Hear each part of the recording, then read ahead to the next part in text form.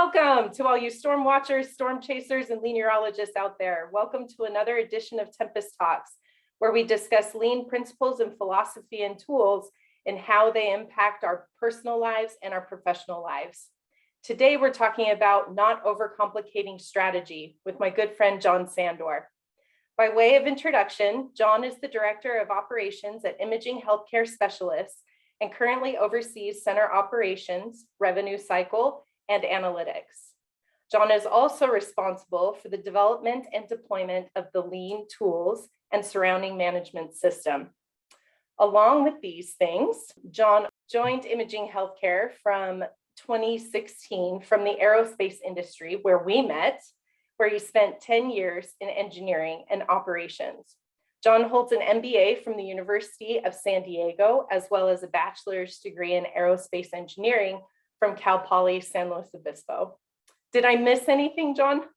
Nope, I think you got it exactly right. Awesome. Well, we're excited to chat with you today, specifically about strategy. You and I have held many a policy deployment process together and for our different departments as well. So I'm excited to learn the different things that you've been doing at Imaging Healthcare as compared to aerospace. Should be really good. Yeah, I'm excited to be here. I'm so excited to have you. It's great. So by way of, kicking it off, is there a difference between goal setting and policy deployment, or Hoshin Kanri as we know it? Yeah, the way I like to look at it is policy deployment is really much beyond just, kind of your standard goal setting. Policy deployment allows us to make sure the entire organization is aligned to the same goals and long-term objectives versus just kind of random goal setting throughout the year or every other year. It gives us this great process to make sure that up and down the organization, we're all linked to the same long-term goals through kind of our short-term actions, right? And is kind of the core of our management system and making sure all the daily metrics that we look at here at IHS or any organization for that matter are linked to kind of where we want to be in a few years. I remember from our Goodrich days where we used to do an actual policy deployment process, and it took 3 days to accomplish. I think we used to call it death by meatball. Right. For those of you watching who don't know what we're talking about with a meatball, it's a pie-shaped indicator that tells us whether or not we've completed that goal or not. But death by meatball in a policy deployment standpoint is us voting for like 3 days. What do you remember about the voting process? Was that helpful? Do you think it worked for aerospace or didn't work? What do you think? It was definitely a challenge, and we've gone away from that, like in my current role and our evolution of policy deployment. I mean, what I remember about it is it exhausted everyone, right? Totally and so did. a big part of the whole 3-day process was definitely like about the dialogue, and I think the intent was to make sure that dialogue was spurred and happened as you went through the painful process of rating every linkage between two items. Yeah. But at the end of the day, I think you can achieve the same thing without that onerous process of rating every single linkage. That's what I found, and I think what's kind of evolved in our organization. That's really cool. So how do you identify those goals and initiatives then during the year? So for us right now, it's about twice a year that we will go through a process and kind of step back from what we're doing on a day-to-day basis and ask ourselves, are these things still aligning to like who we want to be? We've evolved a lot over the 5 years I've been here at IHS, where I was pretty strict to the process that you and I were used to in the first year, but have evolved that to kind of fit who we are, and as well as we've taken a lot from people outside of our organization, right? We've spoken to some partners and friends, at other organizations or connections we have within other organizations, and just found different ways to look at it over the years. Yeah, definitely. Because it's not a case of one size fits all, right? Or one shoe fits all. Yeah. Each industry is a little bit differently. So, or works a little bit differently, I should say. So what do you think, why it worked that way, or why we were so strict in aerospace versus how you're running things at IHS? Yeah, to be honest, I always had a hard time connecting to the process that we went through. I think there is a lot of value to it, but and maybe a big part of it was I was a different part of the organization, a different level in the organization, a very different sized organization. So a lot of what was handed, a lot of the policy deployment was handed, down into the organization versus the role I'm in now, kind of creating it, right? And so going through that process now, right?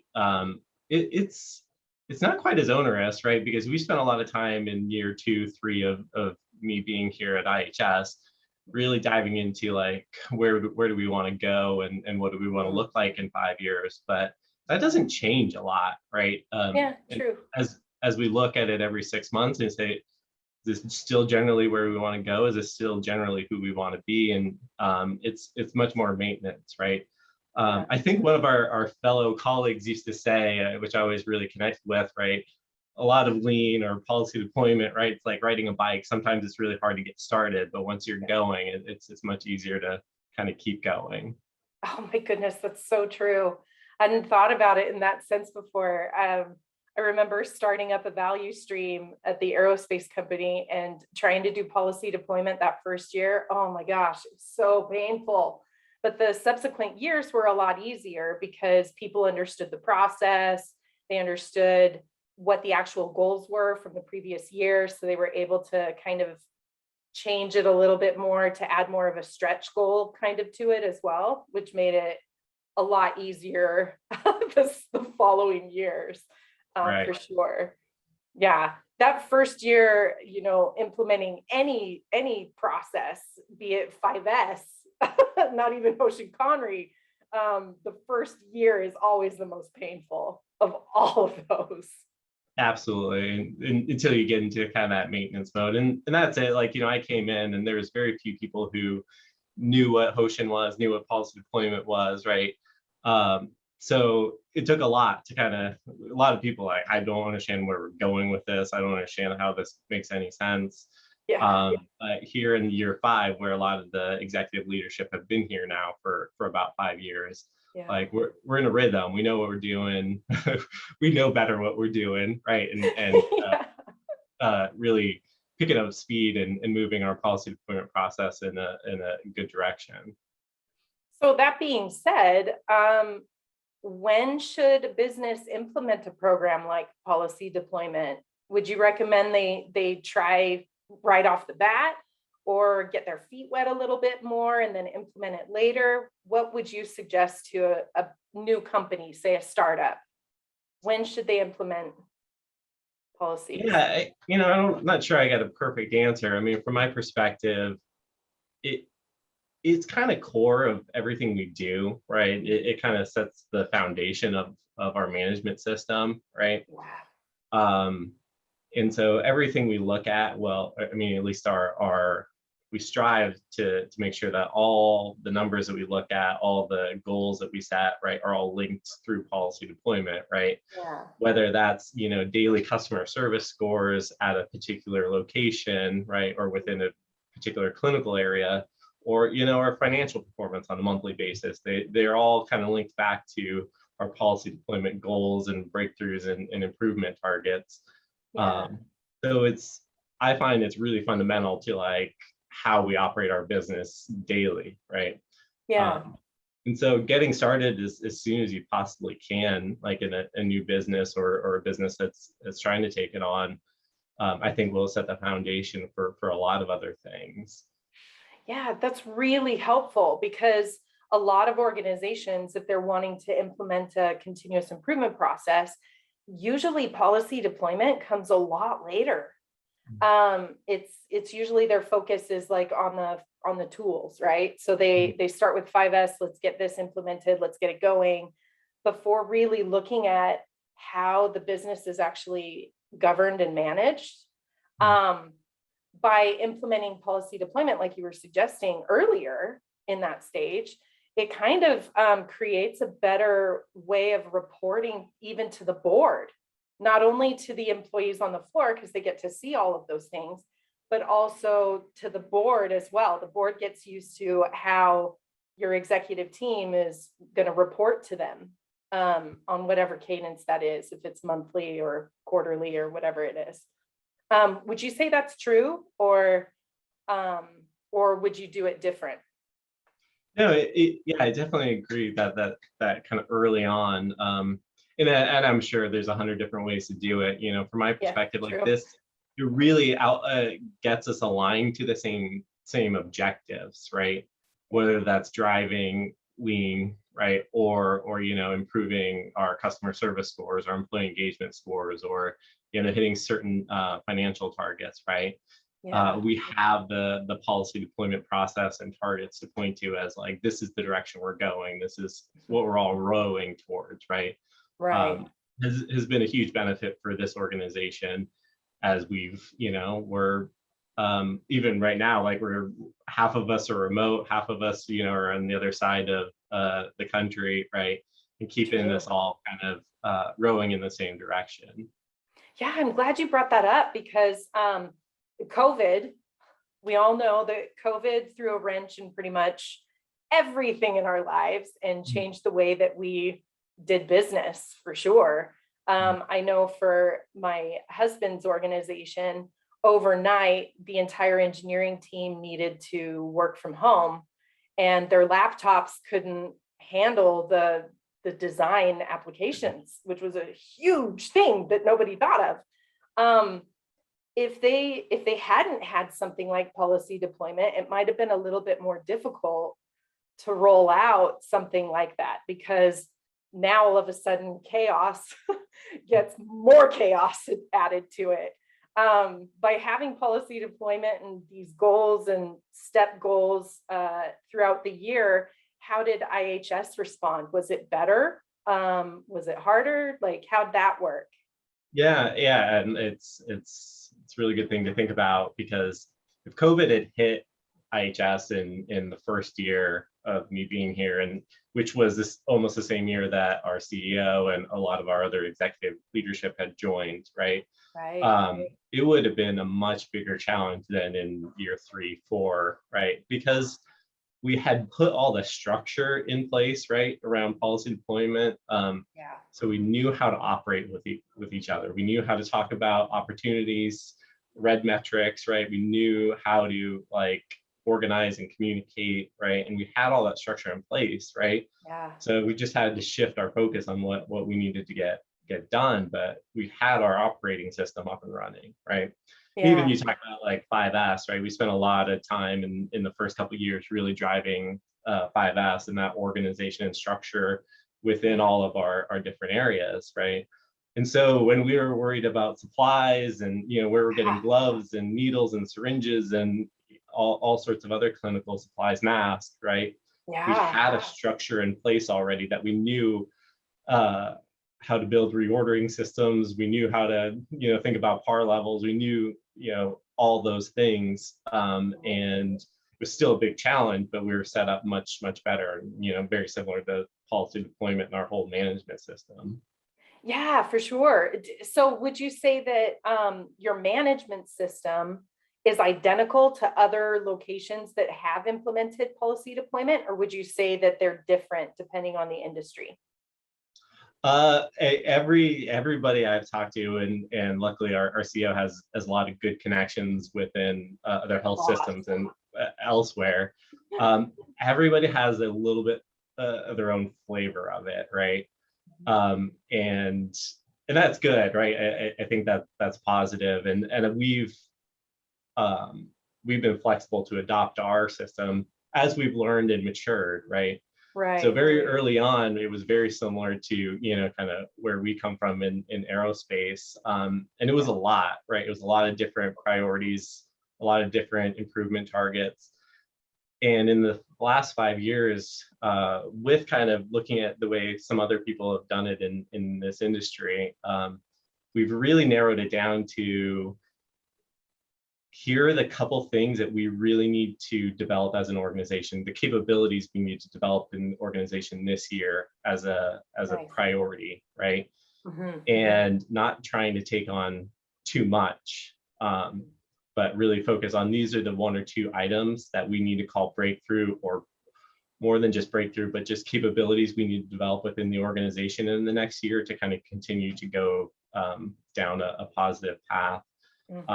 And so that narrowing of our focus, I think, has helped us in the last 6 months, not spread ourselves too thin, and make good strong progress in a couple of key areas.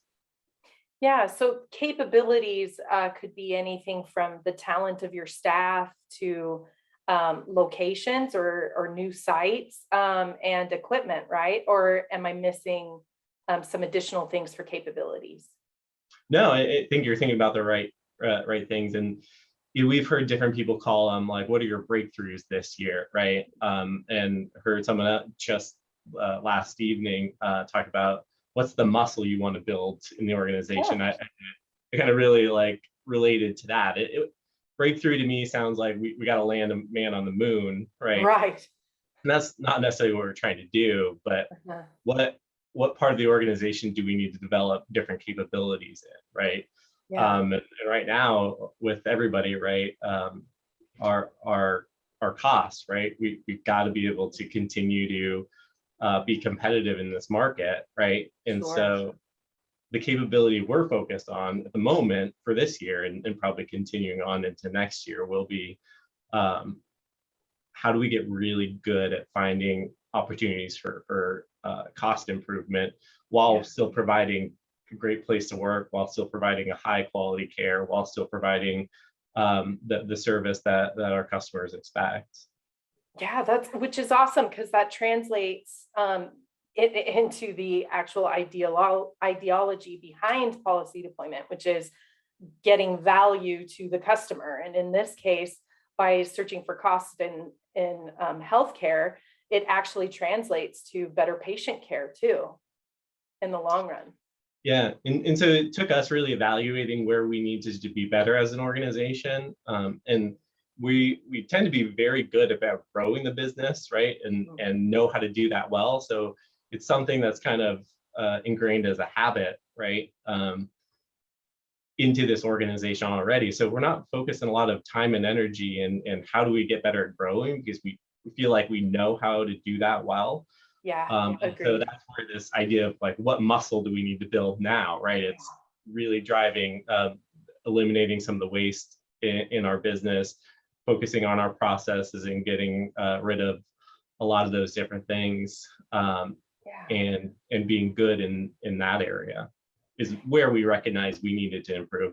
And the whole policy deployment process helped us, think through that, and align all of our targets this year to that goal, right, to that capability. That's really cool too. I like the fact that the two examples that you thought of was, well, the one makes it sound like we're trying to put somebody on the moon, and the other is we're just trying to build some strength, some core strength, and some capabilities that we didn't have before. One of my other clients that I work with, they really resonated with the whole concept of life, liberty, and the pursuit of happiness. And that's what the guiding factor is for their version of policy deployment. So those three areas is, life, they're providing products that support life structures and governments. They're military. They do a lot of work for the military. And then liberty, of course, with the military, liberating countries that may be oppressed or need additional support and care. And then the pursuit of happiness is all about their employee and culture type aspect of it. So there's, again, is a 3-tiered prong, which most organizations are concerned about. Do we have a product that people are going to value? Can we get that product to the people that need it the most? And of course, make a profit. And then how do we sustain our employees in our company and grow more? So I love that it can change depending on what industry you're in or even what business you're in as well. At Tesla, we talked a lot about automotive and movement and velocity and stuff like that. So in a lot of our policy deployment things, we would talk about velocity and speed, anything that had to go with automotive. So it's kind of interesting how each organization identifies with different things. And that also will probably help their understanding as well. Flexing muscles and gaining muscle strength in the healthcare industry, most of the staff understand that and they relate to it. Yeah. And I never made that relation, but it definitely makes sense, right? Yeah. It's interesting how all of those things kind of, happen. And so you mentioned before that you, as an executive team, have been talking about, setting those appropriate goals or the achievable goals. How do you go about doing that? Like, what makes a goal achievable versus not? Well, what makes it achievable or not? Well, I can tell you like how we kind of set our goals, or kind of the guidance we used is strive to be about 60 to 70% confident that you could actually hit it. Oh, right? okay. So it's like I see that we can get there. It's still going to be a challenge. There's still a pretty big percentage that we can't do this, or we won't get there. But I see a path, right? Yeah. I see that it's attainable. And so I think that's helped us, right? We're not trying to, shoot for the moon, right? To kind of Right. that analogy, right? We're trying to achieve things that we're pretty confident we can get there with the right amount of focus and right amount of effort, and using that. Is it 70% achievable kind of rule of thumb, right? Has helped us kind of rethink like what we want to go after, because it can frustrate teams, right? To say we're gonna reduce our we're gonna reduce our cost by 95%, right? That's just like, how is that gonna happen? Versus looking at it and say what's achievable and what's within our reach. Right. Maybe just outside your reach that you're gonna have to like strive for, right? That you can still rally the team around, that you can still create a vision for, right? Yeah, and that creating a vision is an interesting aspect, because oftentimes when we talk about creating a vision, it also connects with culture as well.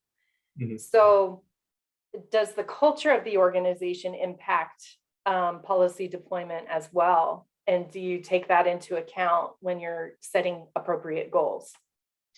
Absolutely, right? So one of the great things about being in healthcare is, at least in my limited experience, right? You work with a lot of people who have a true passion for what they do, right? Yeah. Have a true passion for caring for patients, right? And being a part of the healthcare industry, right? Yeah. So what do we prioritize, right? To kind of connect to the team, right? And set the culture of the organization. It's improving the quality of care, right? We often talk about our balanced scorecard and putting quality patient care up top as the number one thing, right? Yeah. Followed by the experience of our patient, that they deserve a smile and empathetic ear, and then a positive work environment for our employees, right? So all those things together, right? Making sure we have goals that fit like who we are as a culture, right, helps again like to connect the our team to those goals, right? Because it hopefully resonates with them, right? I'm here to care for patients in the best way possible, and my organization is aligning to those goals as well. Yeah, that's an awesome way to put it. It's almost like, what are we trying to achieve as an organization first, and then defining the goals to achieve that ultimate being, if you will. I can't think of the right word for it at the moment, but like what as an organization you're wanting to ultimately achieve, and then aligning those goals to it. And you mentioned before the first year that policy deployment was implemented there, that it was a bit like rough, rough going. Was it rough going because it was new to most of the people in the organization, or was it rough because you were really working through some things on like what you were trying to achieve as a team or as an organization? I would say mostly that it was new to the organization.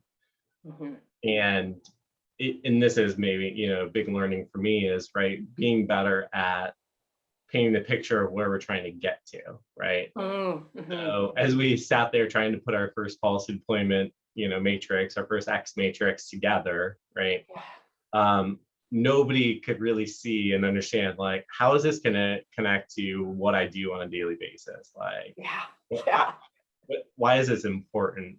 How is this going to impact? Chart, what?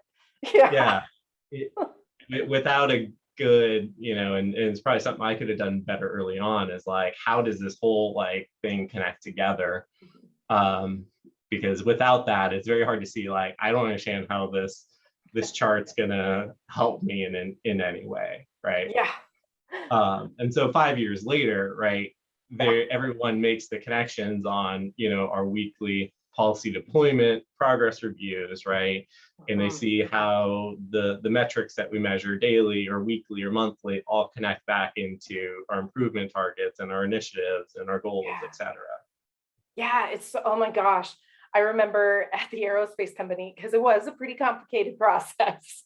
I remember my boss at the time, Bob Sterling, who was on a previous video, he gave me the assignment to create the PDPRs for the coming year.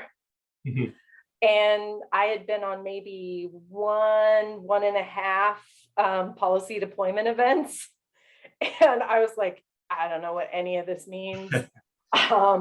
What's an improvement target? Why is this way? Like, I don't get it. From looking at other value streams, I could tell that the meatballs were in a certain place, and that kind of connected for me on the spin chart. I mean, it was a mess. And I remember after he gave me that assignment, I was so grateful to him for giving me that assignment, because the light bulb finally turned on for me. It was like, oh, okay, this action, because we had two forms at the aerospace company for PDPRs, or policy deployment progress reviews. We had two versions. And it finally connected to me. Oh, okay, this action item feeds back to the executive PDPR, of which there's like 6 of them in between. I get it now, but it took forever for me to actually make the connections. I feel like at IHS, it's much more clear on how they impact the overall business goals, because what they put on their PowerPoint or metric version of PDPR directly links back to those improvement targets. It makes so much more sense to me. So I was so glad that you did that. What was the inspiration behind doing that? I'm not sure I understand this question. I'm sorry. Okay. What do you mean? So like your PDPRs, with all of their metrics and so forth, you can see that they directly link back without having the paper version PDPR, which was like a glorified to-do list, if you will. Yeah. Yeah. What was the inspiration to go straight to the metric version and not worry about the paper PDPR, if you will? Because I think it's brilliant. It makes so much more sense to me. Yeah, I'm not sure I've got a great answer. I maybe it's my misunderstanding of the prior system we worked in, but it's just kind of what made sense to me, right? We try to take the improvement targets that we come up with, and then oftentimes they go one for one into our different departments, right? Meaning, right. we have an improvement target of getting to a certain net promoter customer service score, right? Mm-hmm. I can relate that one-to-one to an improvement target for a location, right? Right. Versus we want to improve our overall first pass yield in our value stream, right? Yeah. But I got to decompose that to what does that mean for a site leader or a location, clinical manager versus, modality manager, because they're focused on different areas of the value stream, and they're going to narrow their focus down in on, order first pass yield versus, patient check-in first pass yield, right? Yeah. So trying to kind of just make sure that we keep that linkage to those improvement targets as we kind of decompose them through the organization. Yeah, it's so much better, because it's a direct link for your employees to understand how they impact the overall business. I feel like it has its place, but the paper PDPR to me was like, well, this is just a glorified project plan. A to-do list kind of does the same thing. So why do I need two different versions? So that's why when I saw how IHS was doing it, it was like, oh, okay, this is a much easier way to understand and to roll out a business system that has policy deployment attached to it. It's good because I think you've had a lot of really good involvement from techs and from front desk staff too. Absolutely, and it's getting better every year, right? I think we're still at the point where if you go talk to some of our frontline staff, right, like what is policy deployment, that half of them are still going to kind of look like not sure. And that's on us as leadership team to better communicate it and can better kind of disperse it through the organization. It's actually one of our goals for this year is to really kind of drive that to make sure the entire organization understands, right? But yeah, I'm afraid you might be giving me too much credit to think through the stuff. I mean, it's definitely a huge challenge going from the previous organization to this new organization and having to start from ground zero, right? Yeah, for sure. It totally different challenge, and especially I didn't have 20 years of experience in this, right? In trying to take the lessons I learned as well as what fit for our organization and try to get it up and running, right? Yeah. So a lot of trial and error over the last 5 years as well. Like what does this team connect with, and how do I make it relevant for them and fit for how we operate? Yeah, that's awesome. Have you noticed a change in, as it's progressed over the last 5 years, a change in how they're involved with developing the improvement target for the year? So do they have more input now and more decisiveness, I guess, is what I'm thinking of for creating these improvement targets for the year? Are they more involved? Absolutely, right. It was a relatively small group early on, right? Deciding, what are the goals, what are the initiatives, what are the improvement targets. And as we've gone on and expanded that, right, we've got a lot of our leaders in there involved, engaged. And so now there's a great deal of dialogue around, what are we really trying to achieve? How would we get there? What's important to us? makes for a great culture and a lot of, healthy discussion. So. Yeah, for sure. When you're thinking about culture development and so forth, how do you include culture development with your process for policy deployment? How is that included in it? So from day one, our CEO has brought in, the idea of the balanced scorecard, right? Yeah. And making sure, and for us, for a lot of people, quality, experience, work-life growth, and finance in that very specific order is like how we drive decisions within this organization. It's how we prioritize things, right? Quality is always going to be number one. Mhm. So it fits into our balanced scorecard, right? And all of that is part of our culture, but we very heavily focus on our employee engagement scores and our employee engagement across the organization, and making sure that we're balancing, our employees' needs with the quality and the experience of the patient. Mhm. And in the culture, so a lot of when I look back over the last 5 years, what have we focused on, right? A big Mhm. part of making this successful was to set the tone in our culture, right? Mhm. And kind of beyond policy deployment, right? Building the transparency, right, which is Yes. critical to policy deployment, right? We share everything and everything in this organization. There's nothing Very much hidden, so. right? Mhm. And so that transparency helps build the trust that the goals that we set in policy deployment are for the right reasons and where we go.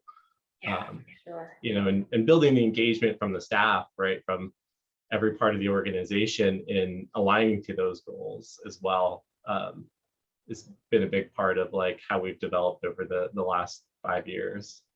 Yeah, I would agree. It's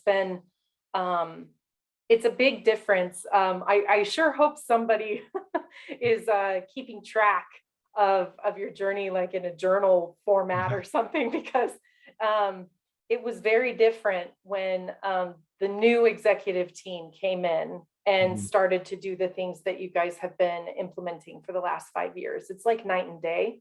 The organization as a whole really talks to each other in a constructive manner. Everybody's looking for opportunities to improve patient care, which directly impacts quality, right? First, and all of those things in your policy deployment guidelines and balanced scorecard guidelines.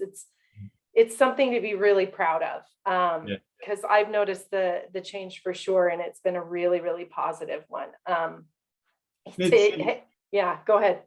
and all of this, getting people comfortable with presenting on red metrics, right? Yes. you know and using it as an opportunity to help people, right? It's not Mhm. come in and explain why you're red, but explain where you need help and how the whole team can support you in Yeah. achieving a goal. And our policy deployment progress reviews have evolved a lot, right? That there used to be a Yes. lot of fear and angst around going in to present. And Yes. I think for new leaders coming in and presenting in PDPR for the first time, it Still still pretty is. scary. Yeah. It is, right?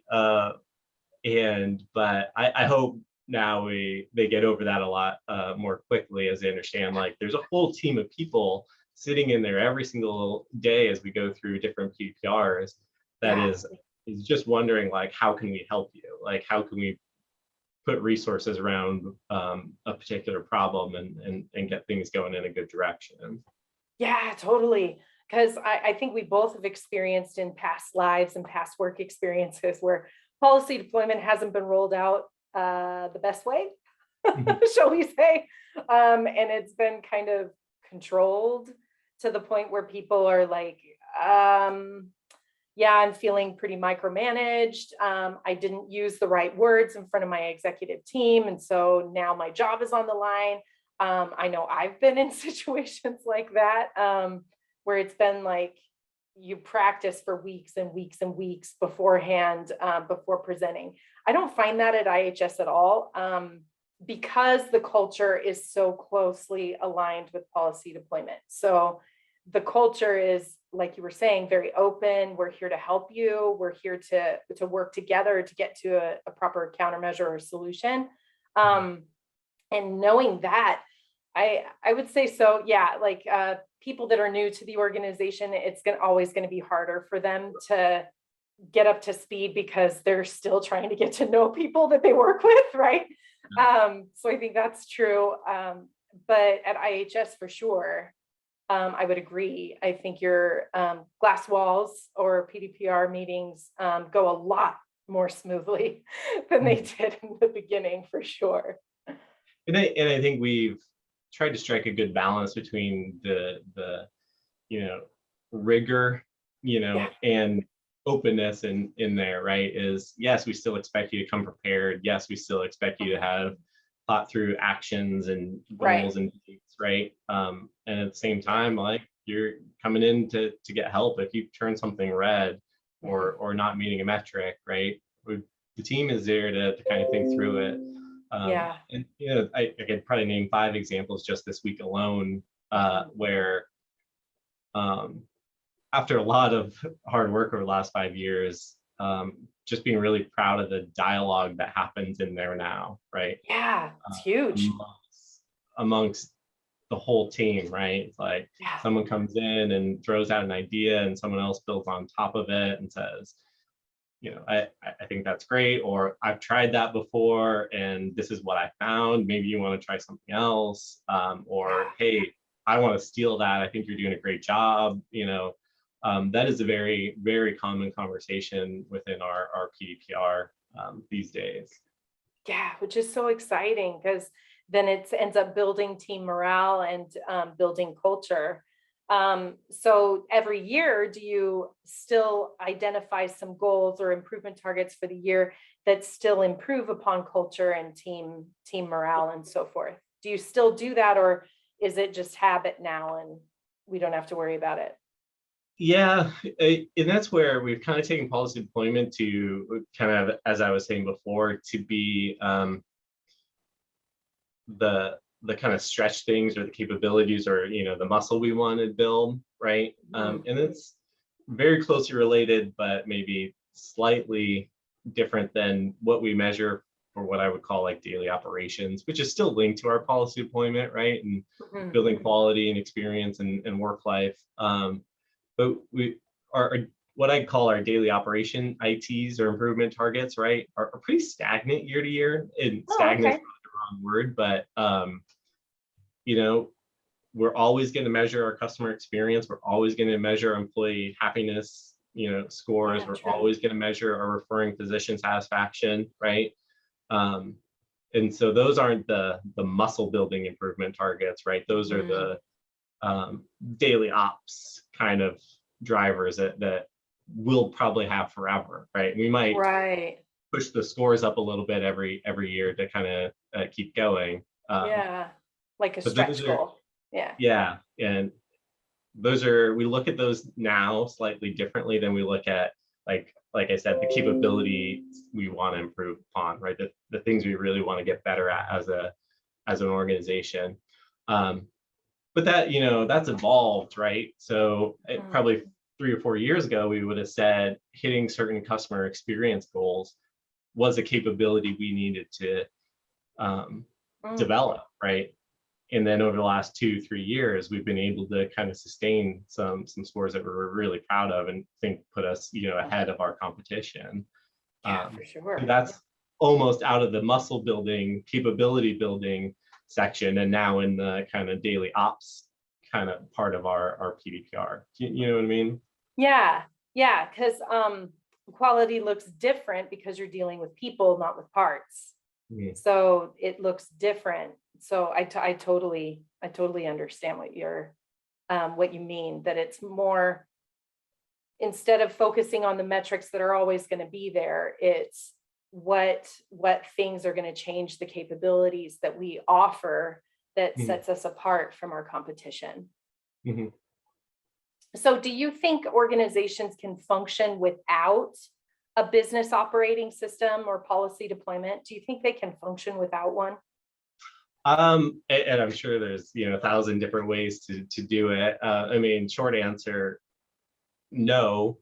Um, and it probably depends on size, right? I think of our neighborhood coffee shop across the street that, I go to Yeah. every other day. They don't need my assumption is they don't need a policy deployment, process, but Right. after you get beyond a certain size, right, you got to keep the team aligned. You got to make sure everybody's going in the same direction. We touched on this before, right, with everybody spread out, right, and the hallway conversations just don't happen anymore, right? Yeah. There's a lot less me bumping into someone else in the hall, right, and having that interaction. And so it becomes even more vital for organization our size and bigger, right? Yeah, sure. And another thing you made me think about earlier, right, is we used to have cascading levels of policy deployment, right? And that's probably one of our next big challenges in the deployment of PD is Mm, how do we start developing one for our different parts of our organizations that really get specific into the areas that they need to focus on. I think we're kind of getting to that level of maturity where we could start having multiple levels of our policy deployment matrix that connect much better to the individual departments and how their goals yeah. link up, to the overall IHS goals.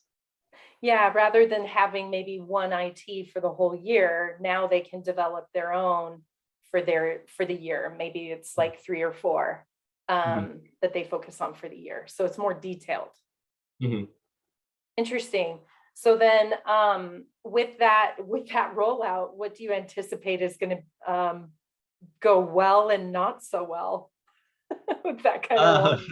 so yeah, I think there'll be more education and learning, right? Because I think most of the first and second tier leadership, right, are pretty comfortable with it, Yeah. right? And there's another layer or two that still are going to be like, I don't know what policy deployment is, and What?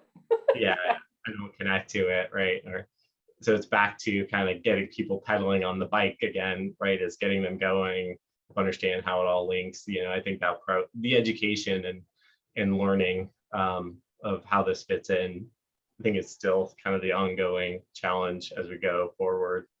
Yeah, but it's exciting though, because now the organization kind of is in charge in a controlled way, but Mhm. kind of in charge of their own destiny, if you will, and how they're going to achieve the overall IHS goals, which is Yeah, absolutely. exciting.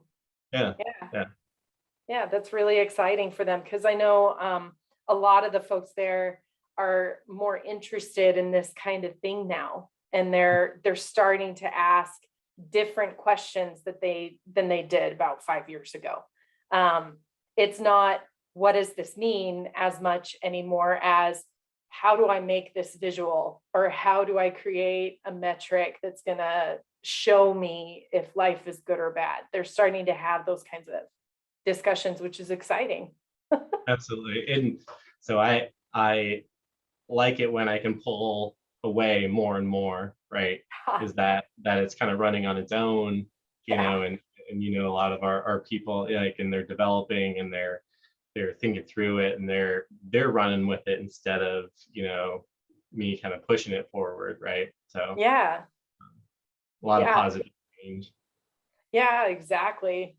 As it progresses and so forth, do you think going through a policy deployment process changes the way we think about setting goals, and maybe even in our personal lives, how we set resolutions for ourselves? I know I've changed the way I think about goal setting because of policy deployment, at least in my personal life. I'm not making decisions like I need to lose 50 pounds anymore because I know that's not achievable. So those kinds of things. Have you found any involvement from that standpoint in your personal life? How you think about goals? As I think we all think about our own personal goals, policy deployment helps you kind of chunk it on down into manageable bits, right?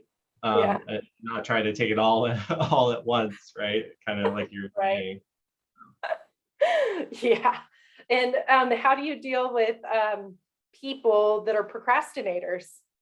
How do you deal with like the procrastination kind of, I just thought of this, procrastination and we went to school with a lot of these kinds of people where their assignment, their big project is due at the end of the semester, and they don't start until like a month before it's due. How do you keep them working on these throughout the year rather than waiting until the very end and just trying to give it one last push? Is there a way to do that throughout the year or no? When it comes to kind of hitting our improvement targets, Yeah. I think the better that we can connect it to their daily work, right?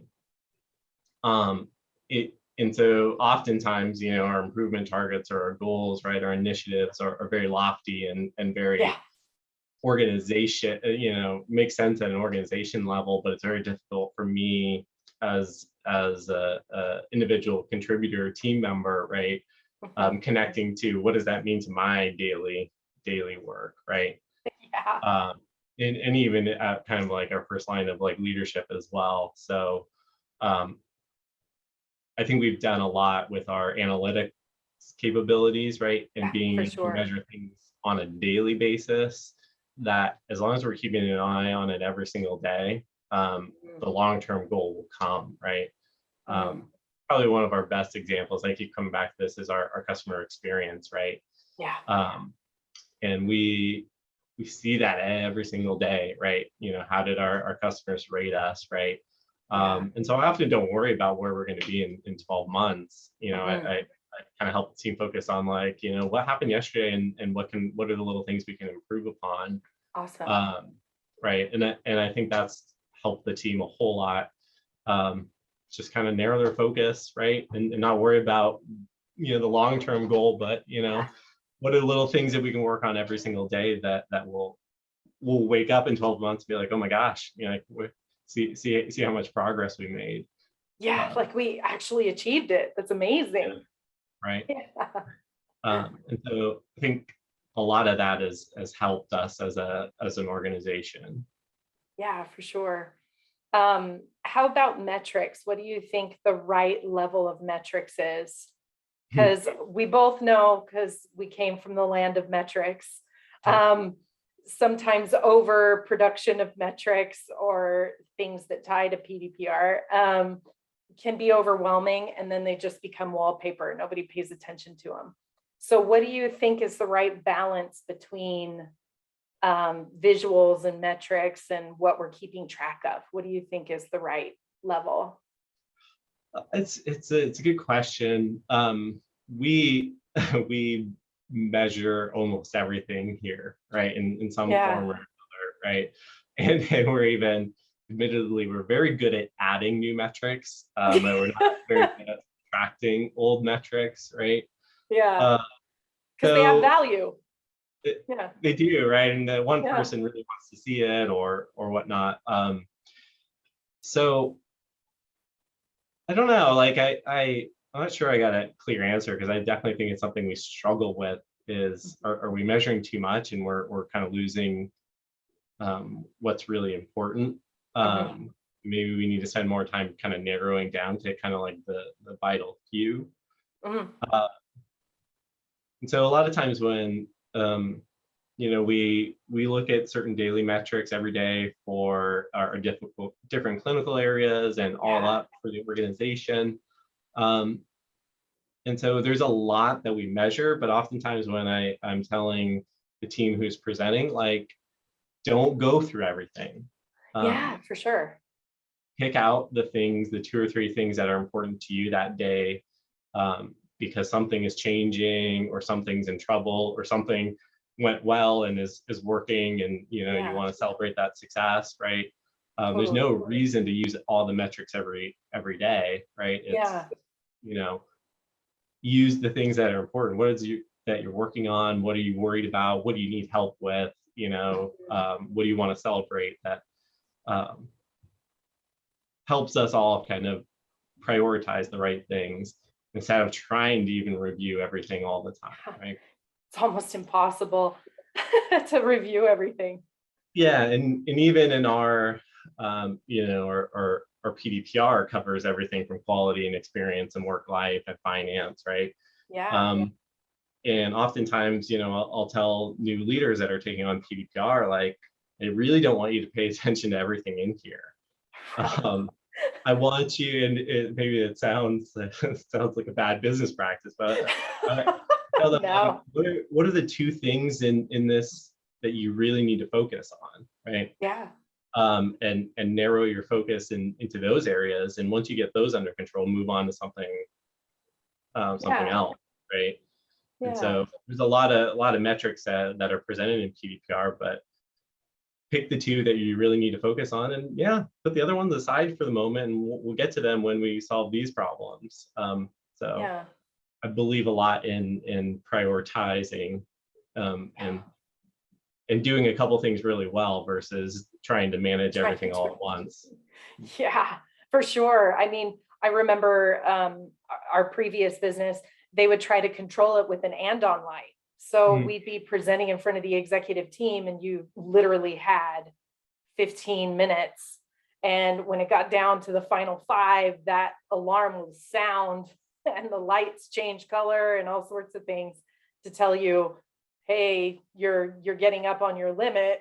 Because we had like, how many slides? I want to say there were like 30 slides in those PDPR packages. And you had to get through that in like 15 minutes. It's near impossible. And so they would try to focus us with the hand-on light, but it was really intimidating and scary for a lot of people. I definitely remember often it was not uncommon not to get beyond slide number 1. Yes. For various reasons, but yes. So I oftentimes, like, when I'm helping someone present in PDPR, and we go through a rotation where you don't present everything all the time, but I tell them it's an okay answer that you say, I don't have an action for this right now. I've got to focus my energy on solving this other problem. And then at very least the leadership can say, nope, you need to focus on this, right? Right. This, or say, nope, that makes sense, understand, or that makes sense, I understand that. Yes, you should, before you worry about, doubling the number of hours you're open, you should focus on making sure your customer experience is positive, right? And sometimes it's an and, right? We got to do all those things at once, but sometimes it's you got to focus on getting this one thing done right and then moving on to something else, right? Oh, totally. We tried to explain that to our new owners because we were bought out at that location. We were bought out, and I remember one weekend we all got together to build an Obeya. Specifically for work transfer. We were building this Obeya, and the Obeya had which just means big room. For those watching, it just means big room. But we lined the walls with metrics. And I remember when I hung the 2,000th piece of paper, and there literally was 2,000 in there, I turned to my boss and I said, no one's ever going to look at this. Why? Why are we, killing trees to put all this on the wall? And in some cases, management staff wants to have them all there because I don't know, it's a comfort blanket. The information is there. But the balance is really important. And one of the things that you had said that I think is awesome is focus on the vital few and what you can actually control at the moment. Because a lot of times, especially when they're presenting in front of the board, because I've had to build a few board packs, when you're presenting in front of a board, the board is not going to pay attention to every single slide. So you have to focus on what the key points are, right? And what you're doing about it. Because boards are also good at looking at a slide and immediately knowing what's wrong with it. They're really good at picking out, oh, wait, hey, Go back a slide. I didn't see Yeah. that. Can you talk about that? It's like, dang it. Right. Yeah. So I'm glad that you mentioned that, because yes, we may live in a world of metrics, especially in the digital age. A lot of metrics are coming at us all the time. Even as a private business owner, I get a lot of metrics and stats from all of the different like websites, emails, like anybody you contact, they pretty much send you a ton of metrics telling you what's wrong with you. But focusing on the vital few, especially the ones that they're focused on for the year, goes hand in hand with what you're trying to do for the coming year in bringing, or years, I should say, bringing or trickling down policy deployment to the lower levels. Because now they're probably going to think differently about their metrics, because they created their goals, their 3 to 4 to 5 goals for the year, and they're going to want to present that to the executive team. This is what we're doing about achieving those goals. And I know you're responsible for like analytics as well. So your team is probably crazy busy building a lot of those things in preparation. Absolutely. Yeah. Yeah. Yeah, it's all really good things to think about, because metrics, some people like to hide in metrics as well. I've been to a few other organizations that they try to overload you with so many metrics to try to hide the fact that they're not doing something else. I've been in organizations like that too, which is interesting because you can see it. It's like, oh, no, don't look over there. It's like smoke and mirrors. Don't look over there. You need to be looking over here. Yeah. Yeah. And that's, sometimes they're very easily manipulatable, right? So tell the story that you want to tell, right? Yeah, exactly. Yeah, well, this has been awesome. Is there anything else that I've missed or didn't address that you would like to share with the wide web, if you will? No, this has been great. No, I really appreciate it. I think it's been a great dialogue. So thank you. Thank you. I really appreciate it. For those of you that don't know me personally, John and I have known each other for many, many years. We've worked together for a very long time. And it's always been a pleasure working with him, because he always challenges me to think differently. And I used to call him my work BFF. So it's such a great time working with you, John. I really appreciate your insight and your thoughts, and hopefully you'll come back and meet with us again. Anytime. I love doing this. So thank you. Awesome. Well, thank you. You have a great rest of your day then. You too. Thanks. Bye.